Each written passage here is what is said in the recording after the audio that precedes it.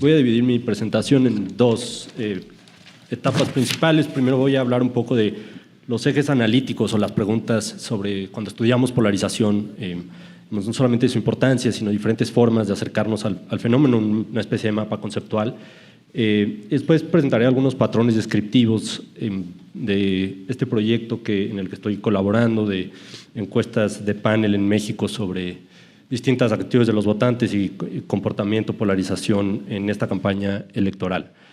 Lo primero, creo que cualquier diagnóstico de la política mexicana actual refiere muy rápidamente a este concepto viejo de la ciencia política, de la polarización, y hay de alguna manera entre los comentaristas un diagnóstico extendido que descansa más o menos sobre tres pilares. Primero, una percepción de que la polarización política ha ido en aumento en México, se ha intensificado.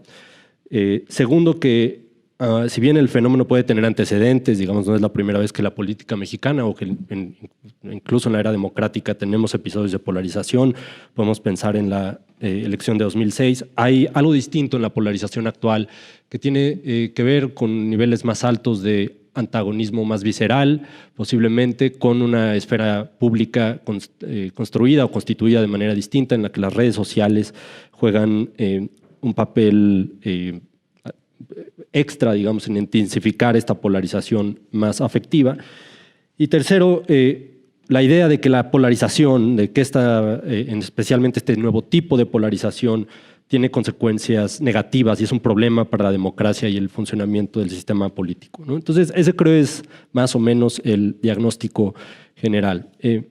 Voy a dar algunas ideas existentes en el estudio de la polarización en la ciencia política, y lo primero que hay que decir es que es desde luego un concepto polisémico, no hay una definición unívoca, pero a grandes rasgos remite a la división de la sociedad o del electorado entre campos antagonistas, de nosotros contra ellos, y a un colapso de distintas dimensiones o ejes de conflicto y de identificación a una sola dimensión. Es decir, hay un componente espacial de la polarización, de reducir distintos ejes de conflicto que puedan ser, digamos, posiciones económicas, conflictos sobre posiciones socioculturales, diferentes tipos de identidades a una sola dimensión, es decir, achatar en un solo eje de identificación, construir además una división muy intensa entre ambos campos, es decir, es un fenómeno doble de achatar y al mismo tiempo dividir o intensificar las posiciones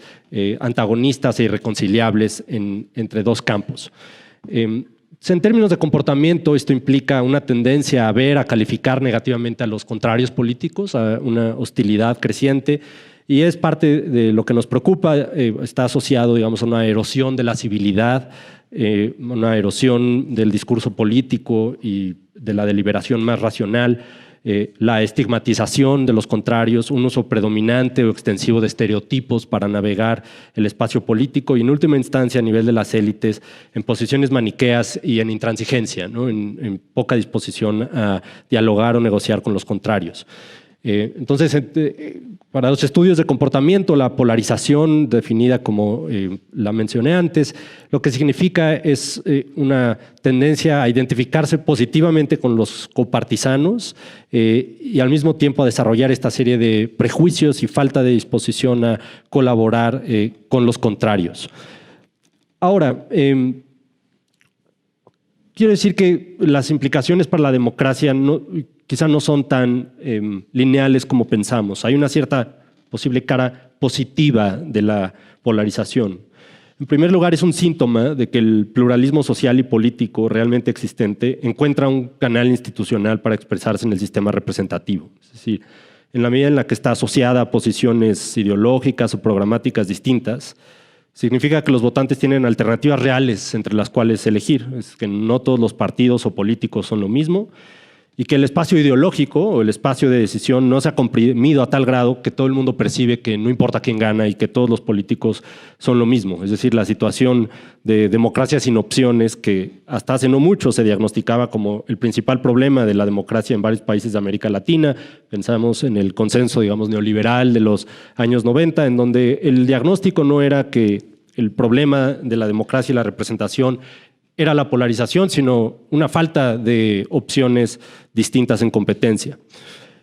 Finalmente, hay que considerar también que la polarización ayuda a estructurar el voto, es decir, ayuda a estructurar el comportamiento electoral y por esa vía a estabilizar a los electorados, a estabilizar la competencia y los sistemas de partidos, reduce la volatilidad electoral y en la medida en la que significa una estabilización y un reforzamiento, un fortalecimiento de los vínculos entre electores y las agrupaciones políticas existentes, puede ser un síntoma de una representación saludable, digamos, viva.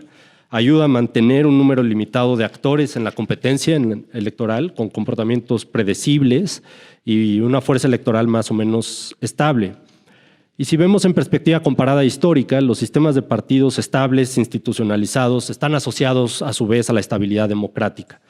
Siempre y cuando la polarización signifique o traiga consigo un cierto equilibrio, un empate entre fuerzas contendientes, de modo que partidos en el gobierno y en la oposición se sirvan de contrapeso mutuo. Esto ha sido una de las maneras en las que se ha estabilizado la democracia en muchos países.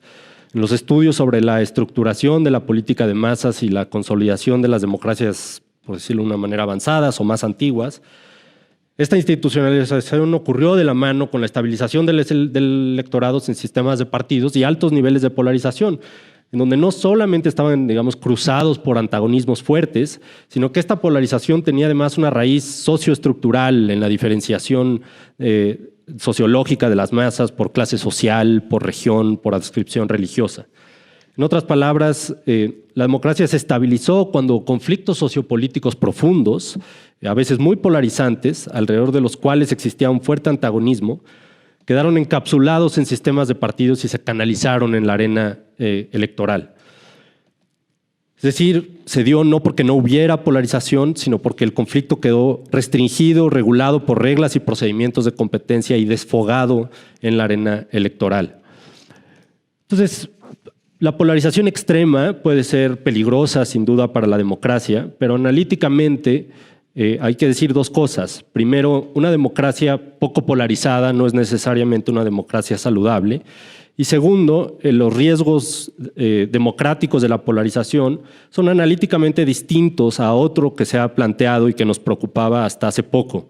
Un sentido de alienación generalizado de los votantes respecto de las opciones políticas, una caída continua o sostenida en la identificación partidista, la percepción de que todas las opciones son lo mismo, lo que conocemos, digamos, como el desalineamiento o pérdida de capacidad de los partidos en competencia de generar y de mantener adhesiones.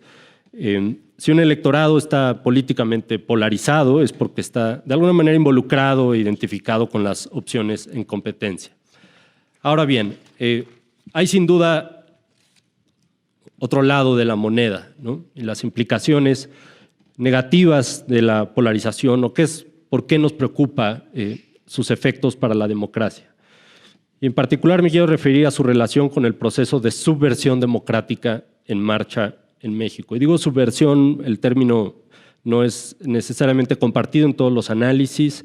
A veces se utiliza erosión democrática, regresión democrática, backsliding, deslizamiento democrático, pero creo que utilizar el término subversión nos habla de la importancia de la agencia, es decir, esta erosión democrática ocurre por estrategias de actores y por lo que hacen las élites políticas en materia de polarización. Entonces, una primera razón por la cual la polarización nos preocupa es porque incrementa la disposición de los electorados a tolerar el comportamiento antidemocrático de las élites políticas, siempre y cuando castigue a los contrarios, y porque cambiar de bando es muy costoso cognitiva y políticamente. Es decir, la polarización puede entonces dar pie al quiebre socialmente tolerado de normas democráticas y de ataques contra las reglas del juego, comportamiento desleal, porque los votantes ponen primero su partido o su adhesión política a las normas democráticas. La operación de las instituciones democráticas, sabemos, depende de un acuerdo procedimental fundamental entre rivales, que hay ciertas reglas que deben respetarse en la competencia para que las elecciones sean libres y justas y que tiene derecho a gobernar el que gane esas elecciones. Si la polarización se exacerba, aquellos que están en un campo o en otro se vuelven más tolerantes con el comportamiento antidemocrático de los representantes del bando correcto. Esto quiere decir que a las élites políticas puede ser muy instrumental polarizar.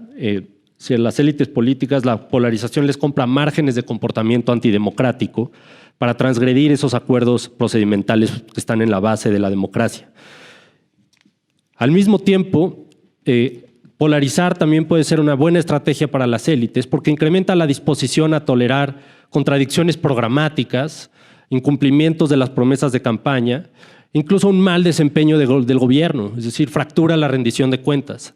Si los contrarios son traidores a la patria, corruptos, insoportables, pues estaremos menos dispuestos a votar por ellos, aun cuando pensemos que el gobierno o los de nuestro bando no han gobernado bien o no se han comportado democráticamente. Es decir, puede volver a los votantes la polarización exacerbada, insensibles tanto al desempeño gubernamental como al comportamiento antidemocrático de las élites, por esa vía pavimentar el camino para las estrategias de subversión democrática y para anular la rendición de cuentas. Ahora, ¿cuáles son posibles ejes analíticos de la polarización? Bueno, primero hay que decir que hay distintos tipos de polarización, ¿no? La gran distinción que se hace en la literatura contemporánea es entre la polarización ideológica, aquella polarización más tradicional en un eje izquierda-derecha, en donde puede haber posiciones muy encontradas sobre qué es lo que debe hacer el gobierno, qué es lo que debe hacer el Estado en la economía, qué tipo de políticas hacia las minorías, etcétera, pero en donde la naturaleza de la polarización tiene un contenido ideológico sustantivo. Por el otro lado, analíticamente podemos pensar, puede estar correlacionado, pero no es lo mismo una polarización más de naturaleza afectiva, emocional, donde incluso podemos tener pocas diferencias o diferencias ideológicas no muy contrastantes con los rivales. Si pensamos en términos históricos, hoy nadie está pensando en la nacionalización de las economías. Es decir, en ese sentido, podemos decir que el espectro ideológico se ha comprimido, pero aún así parecemos más polarizados porque nos disgustan más los contrarios. Y dentro de la polarización afectiva podemos distinguir entre aquella que se da por un disgusto o el antagonismo hacia etiquetas partidistas o la polarización afectiva más estructurada alrededor de liderazgos, es decir, del personalismo. Por otro lado, hay que pensar en cuáles son los catalizadores de la polarización. Es decir, de dónde viene la polarización, no como un hecho dado, sino como un proceso en curso. Aquí podemos por lo menos pensar en tres familias de explicaciones. Por un lado, las explicaciones más de corte estructural, catalizadores estructurales de la polarización, en donde es la propia estratificación social, la desigualdad, la dislocación económica, es decir, una sociedad jerarquizada, la que es un caldo de cultivo propicio para la polarización. La idea de que la polarización política puede ser un reflejo de grandes distinciones en estatus socioeconómico, en respeto social, y que eso puede generar tanto posiciones muy encontradas en política, pero también resentimientos dentro de la ciudadanía. Las explicaciones estructurales pueden más o menos reconciliarse con otras de corte más institucional, en donde la raíz de la polarización se ve quizá no tanto en la estructura de la sociedad misma, sino en el debilitamiento, en las crisis, digamos, de desempeño de los estatal, de desempeño gubernamental, que produce desencanto, enojo social, un caldo de cultivo propicio para un discurso antisistema, para un discurso en donde el Estado, el gobierno se ve como un problema, todas las élites políticas se ven como una partidocracia y por tanto eso puede ser una fuente, digamos, de un discurso polarizante que resuene entre el electorado. También las crisis de los propios sistemas de partidos, ¿no? Las crisis representativas, con el debilitamiento de los partidos tradicionales en el espectro izquierda-derecha. Y finalmente, una tercera familia de explicaciones más a las que me refería antes, más basadas en la agencia, en el papel de las élites. Y creo que ese es el consenso en la literatura contemporánea, que si las élites políticas tienen un grado importante de autonomía, no solamente reflejan una polarización existente, sino que la construyen, la cultivan con márgenes de agencia importante. y sin caer en el voluntarismo extremo, porque esos mensajes polarizantes, como decía, tienen que resonar en el electorado y eso significa que la gente puede hacer sentido de la realidad con esos códigos retóricos de la élite. Está hasta cierto punto entonces condicionado estructuralmente, pero es un hecho que la polarización es una fabricación política de las élites y que la tendencia es a ver primero una polarización de la élite política misma, el uso de una retórica más polarizante y después crecientemente una polarización de los electorados. Finalmente menciono un par de dimensiones más en el estudio de la polarización, es algo a lo que también me refería antes, su arraigo sociológico. Hasta qué punto estos campos antagonistas de nosotros contra ellos están en un nivel puramente político, partidista, es decir, nosotros está definido por afiliación a un partido, por aprobación a un líder, o está también enraizado en clivajes sociales. Y de la mano de eso, la territorialidad o la territorialización de la polarización. Hasta qué punto esto también se refleja en desigualdades o contrastes regionales en el comportamiento electoral. Bueno, pues ese es como el mapa, digamos, general, conceptual, analítico del estudio de la polarización. Y voy ahora a simplemente presentarnos patrones descriptivos básicos. La verdad no tuvimos mucho tiempo de analizar la encuesta porque apenas conseguimos los resultados hace un par de semanas. Esto es parte de un proyecto con varios colegas en Estados Unidos de encuestas de panel, es decir, en donde encuestamos repetidamente a las mismas personas varias veces a lo largo de la campaña electoral. Estos resultados son de mitad de mayo. Y voy a presentar, digamos, la polarización desde un punto de vista partidista, desde un punto de vista de los liderazgos y concluir con algunas reflexiones sobre qué significa eso, digamos, para el futuro. Primero, entonces, en esta gráfica lo que estamos mostrando es una pregunta muy tradicional de termómetro de qué tanto, cuál es la opinión de las personas acerca de distintos partidos. Esta es la gráfica para Morena y como podemos ver sí hay una distribución bimodal de alguna manera, ¿no? Hay un grupo importante del electorado, de como 10% más o menos, que está en regular. Esto es también una escala de 0 a 10, entonces muy mala es el 0, muy buena es el 10. La gente puede elegir cualquier número.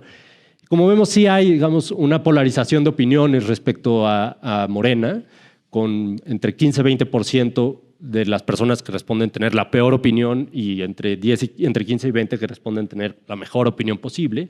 Entonces, Morena como etiqueta sí es un partido polarizante. Ahora, si vamos a la siguiente, la opinión acerca del PRI no es tan polarizante. En ese sentido, el electorado no está polarizado en la opinión acerca del PRI.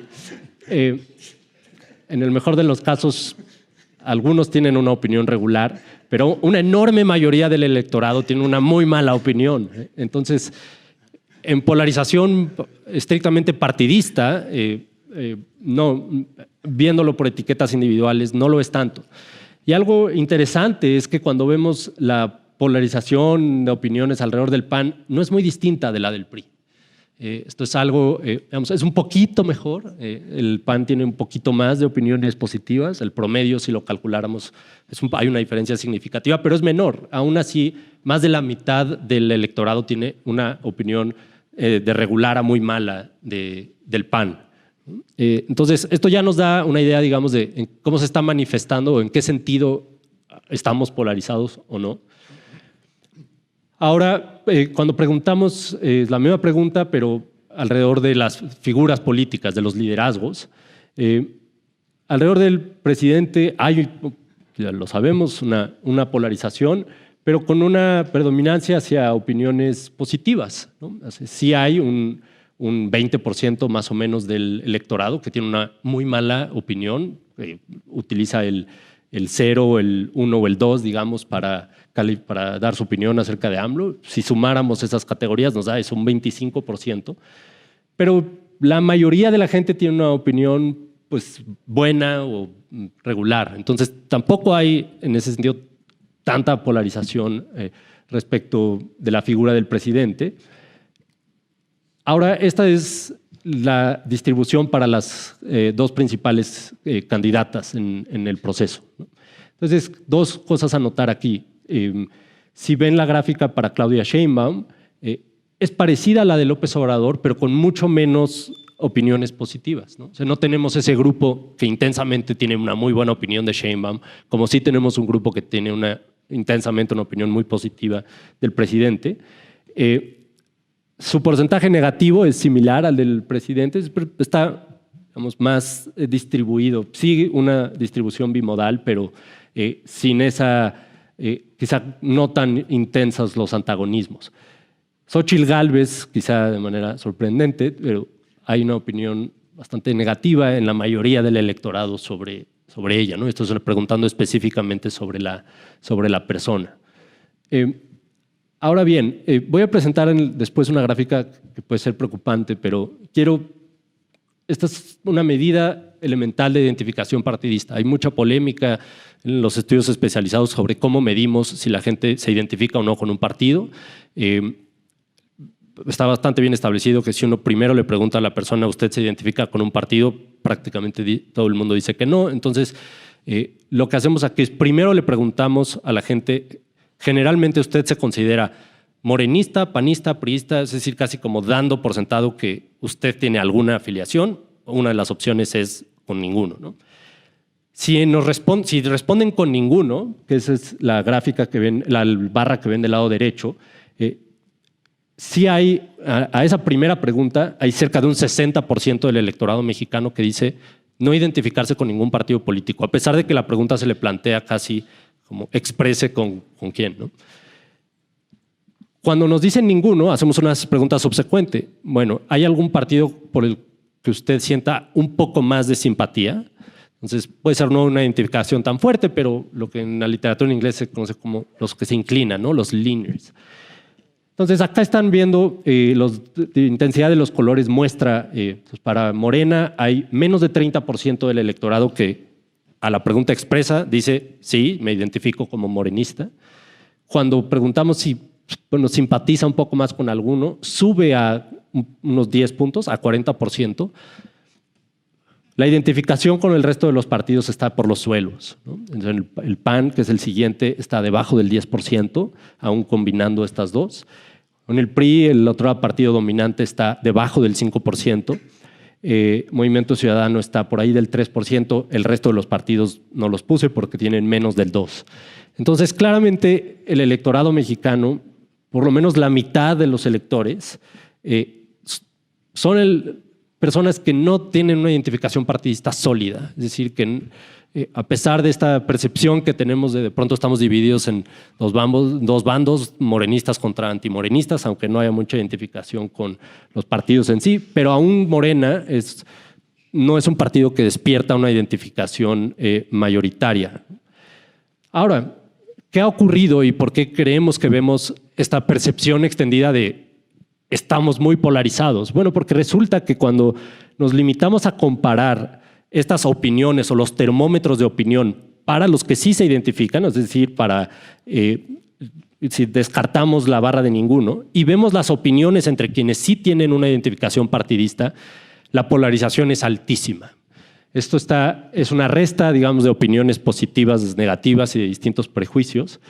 Y la polarización, las líneas sólidas son para México, las líneas punteadas son para Estados Unidos. Es decir, cuando vemos al grupo específico, que de nuevo es una minoría del electorado, pero una minoría muy vocal, o la mitad del electorado, está muy polarizado. Es decir, quienes se identifican con partidos sí están con opiniones extremadamente negativas de los contrarios, incluso más, y esto es una medida equivalente, que Estados Unidos en 2020 cuando hubo, digamos, la insurrección en el Capitolio, ¿no? Claro que en Estados Unidos la identificación partidista abarca a mucho más porcentaje del electorado. Esa es la diferencia. Entonces, un poco como la lección acá es la polarización se ha intensificado profundamente entre quienes se identifican con los partidos, pero el grupo que se identifica con los partidos ha ido decreciendo en el tiempo y alcanza en el mejor de los casos a la mitad del electorado. Hacemos una pregunta sobre identificación partidista negativa y preguntamos explícitamente, ¿hay algún partido más por los cuales usted nunca votaría? Y un 46% dice que jamás votaría por el PRI, pero como podemos ver, el segundo lugar es como con 27%, votaría por cualquiera. Es decir, sí hay un grupo muy radicalizado o muy polarizado entre los que se identifican con el partido, pero cuando ampliamos a todo el electorado, pues la gente realmente son pocos quienes dicen hay un partido por el cual jamás estaría dispuesto a votar, con una excepción notable del PRI. Y esto creo es lo que puede explicar estos patrones. Esta es una gráfica construida a nivel sección electoral, es decir, con los resultados de cada sección del país desde 2006 hasta las últimas elecciones de 2021, los flujos de votos. Y lo que vemos es una enorme volatilidad, es decir, no lo tenemos medido a nivel individual porque no hemos podido encuestar a las mismas personas del 2006, pero sí a una escala geográfica muy desagregada. Son muy pocas las secciones, digamos, en donde el comportamiento electoral se mantiene muy sostenido siempre con los mismos partidos en el tiempo.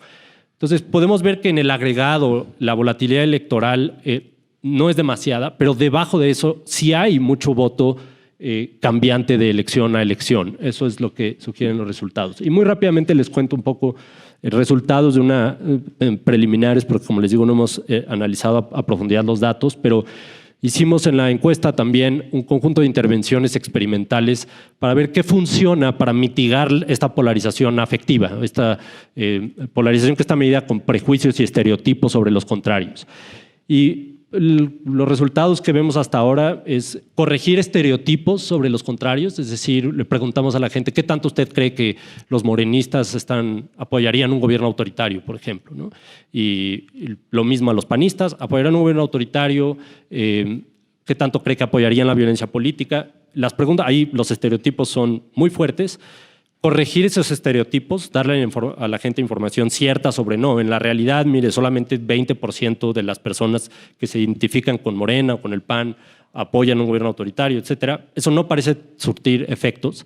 Lo que sí parece tener efectos para reducir la polarización entre este grupo muy radicalizado son visualizaciones o imágenes en donde las élites políticas aparecen negociando. Entonces, utilizamos ahí una intervención muy elemental que la verdad a mí me parecía hasta pues medio sonsa, para ser honesto, pero una fotografía en donde aparecen Xóchitl Gálvez y Claudia Sheinbaum abrazándose y otra en la que aparecen dirigencias de los partidos dándose la mano, y tenemos unas fotos muy parecidas de placebo, no de élites políticas.